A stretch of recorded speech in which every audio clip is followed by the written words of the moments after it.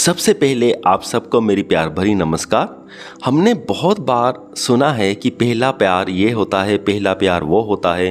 पहली प्यार की प्रेस हमने बहुत ज़्यादा सुनी होती है, पर ओशो जी कहते हैं कि हमें अपने पहले प्यार से कभी भी शादी नहीं करनी चाहिए। अब इसके पीछे वो एक लॉजिक भी देते हैं।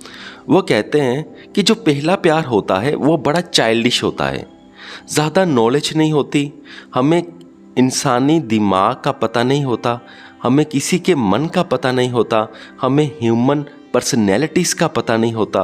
हल्की सी अट्रैक्शन होती है और हम उसे प्यार का नाम दे देते हैं।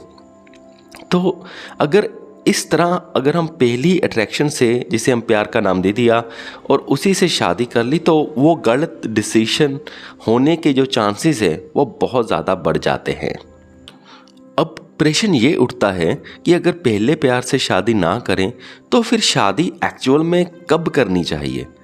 तो ओशो जी कहते हैं कि पहले तो ट्रायल लव अफेयर्स होने चाहिए, यानी कि एक पर्सन को कई पर्सन के साथ रहने का अनुभव होना चाहिए।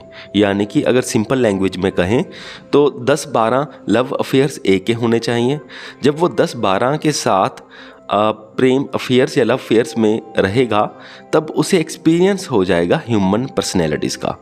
तब उसकी जो समझ है वो बहुत ही ज़्यादा गहरी हो जाएगी। उन्हें पता चल जाएगा कि इंसान ऐसे होते हैं और ये सारी प्रॉब्लम्स आती हैं, ये सारे बेनिफिट्स होते हैं और ये सारे डीमेरिट्स होते हैं या ये सारे नेगेटिव पॉइंट्स होते हैं किसी के भी साथ रिलेशनशिप में जाने के। 10-12 रिलेशनशिप्स में रहने के बाद फिर आदमी एक सही सिलेक्शन कर सकता है जिसके साथ वो रहना चाहता है, यानी कि जिसके साथ वो शादी करना चाहता है। तो इतने एक्सपीरियंस के बाद जब इंसान शादी के लिए कोई सिलेक्ट करेगा तो बहुत पॉसिबिलिटी है कि वो सही बंदा अपने लिए सिलेक्ट करेगा। और साथ में ये भी पॉसिबिलिटी है कि उसे पता चल जाएगा कि मुझे शादी करनी भी चाहिए या फिर नहीं करनी चाहिए। अब ये सारी बातें सुन के अपने घर वालों को ये मत बोल देना कि मुझे तो पहले 10-12 ट्रायल लव अफेयर्स ही करने हैं, तो बहुत पिटाई होगी, समाज में ये एक्सेप्टेबल नहीं है।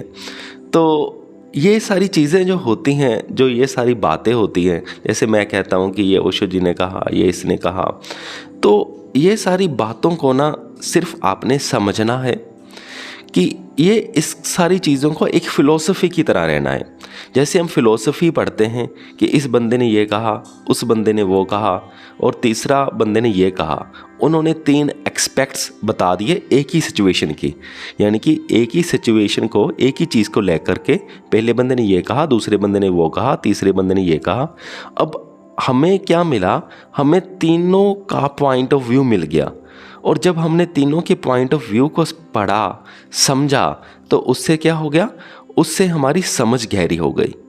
तो बस इस वीडियो को भी और जो मैं बातें बताता हूँ उनको भी आपने ऐसे ही लेना है कि वो पॉइंट ऑफ व्यूज़ हैं।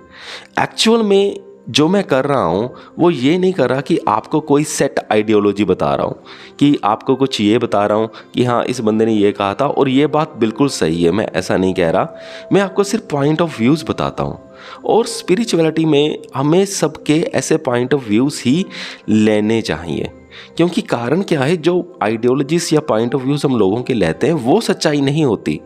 जब हम सबके अलग अलग पॉइंट ऑफ व्यूज़ को समझते हैं, जो उनसे हमारे दिमाग को गहराई मिलती है, वो स्पिरिचुअलिटी की सही मायने में प्रोग्रेस होती है।